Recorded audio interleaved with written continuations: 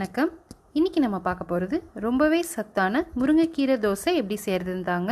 வாங்க எப்படி செய்யலான்னு பார்க்கலாம்.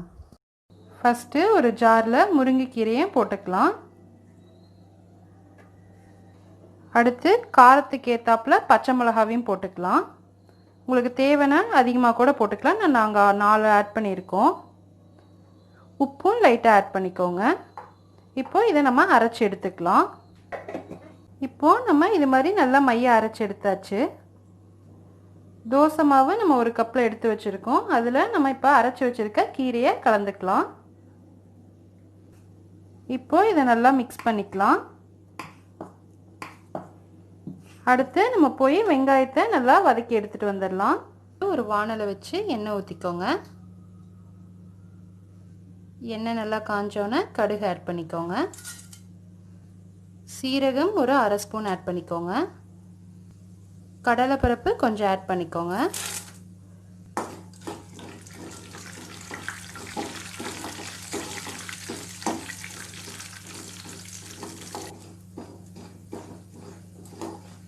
இப்போது நம்ம ஒரு 2 பெரிய வெங்காயத்தை நல்லா பொடி பொடியாக கட் பண்ணி வச்சுருக்கோம். அதையும் ஆட் பண்ணி நல்லா வதக்கிக்கலாம்.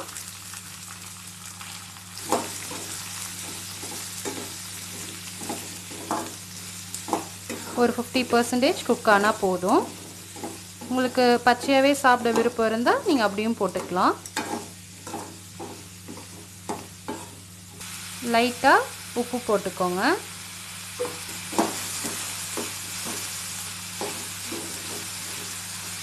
இப்போது நம்ம நல்லா வதக்கியாச்சு.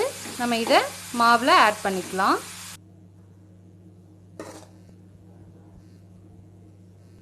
இப்போது நல்லா மிக்ஸ் பண்ணிக்கோங்க. லைட்டாக பெருங்காயத்தூளை ஆட் பண்ணிக்கலாம். இப்போது நல்லா மிக்ஸ் பண்ணி எடுத்துக்கோங்க. கல் நல்லா காஞ்சோன்னே லைட்டாக எண்ணெய் தடவிக்குங்க.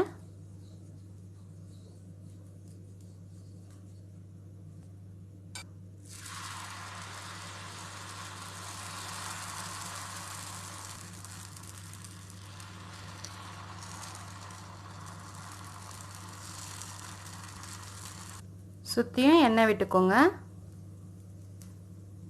இப்போது மூடி வச்சுருங்க. நல்லா வேகட்டும். மீடியம் ஃப்ளேம்லேயே வச்சு நல்லா வேக விடுங்க. இப்போது வெந்திருக்கும். நம்ம திருப்பி போட்டுக்கலாம்.